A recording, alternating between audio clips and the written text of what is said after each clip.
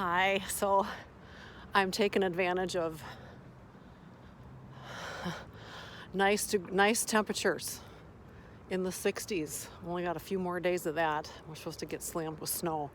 And I just started my walk today and my phone rang. I thought, wow, so great that I actually took my phone with me. I don't always do that.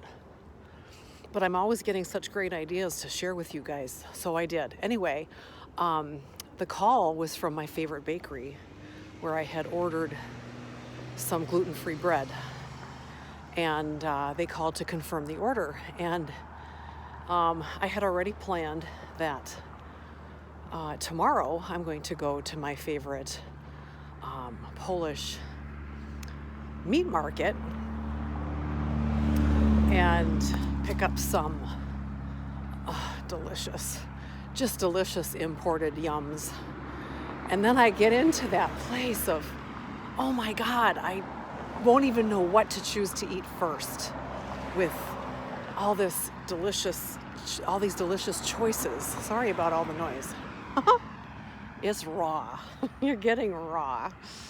And then I thought, well, there's some truth in that, right? When we have so many choices, it's hard to choose. It's hard to decide what direction to take when they're all just so appealing. So how do you make a decision, or how do you choose? And the other day I heard from a woman that to decide actually is a decision from the head, and to choose is a decision from your heart. So I think the first thing is to choose, to make a choice rather than decide. And that's, for me anyway, that's a whole new concept. It's a whole new way of thinking, of making a decision, is to choose from the heart. And I say a lot, fall into your heart, but I've never thought of it as choice versus decision. When you're in your heart, you are more apt to be able to feel the answer, feel the best option for you. And that's where you want to come from. You want to come from that place of your own inner truth, which comes from your heart space. So what will I end up eating? I don't know, but it's going to be fun. I also went to Trader Joe's today. I had not been there, literally. I think I've only been there once. And that was like right before lockdown. So first quarter, and here we are, the beginning of fourth quarter. I haven't been there in so long, I kind of forgot all the cool things they had. I was going there specifically for my almond milk because it's so inexpensive. I love their olive oil. And they have a great ancient grain lentil soup that I use as a base to make soup.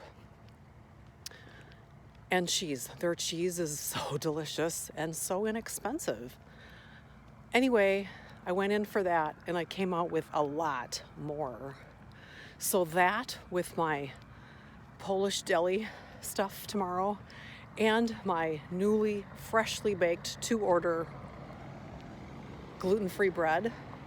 Oh, I'm going to turn around because they're making noise. And then you won't be able to hear me at all. I honestly won't know what to have first. I won't.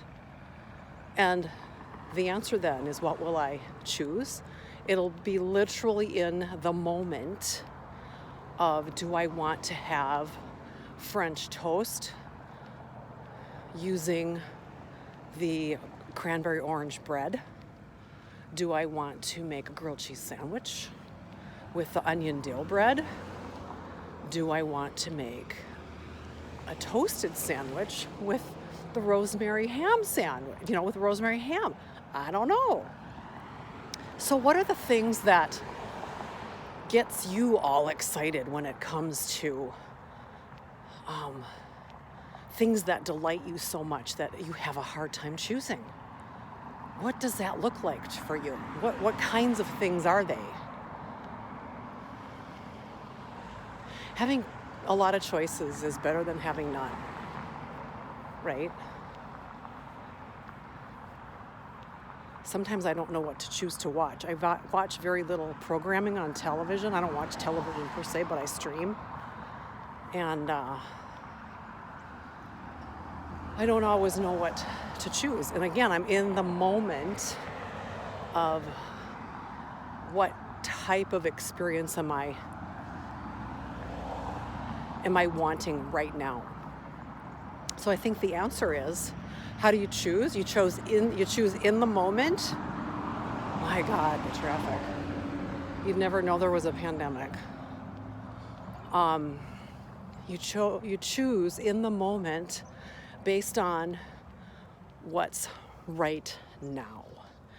And that then, when whatever, tomorrow, next week, 10 years from now, whatever that choice is, and you go, why did I choose that? The answer is, you'd made the best choice with the information you had in the moment. And that's one way how you can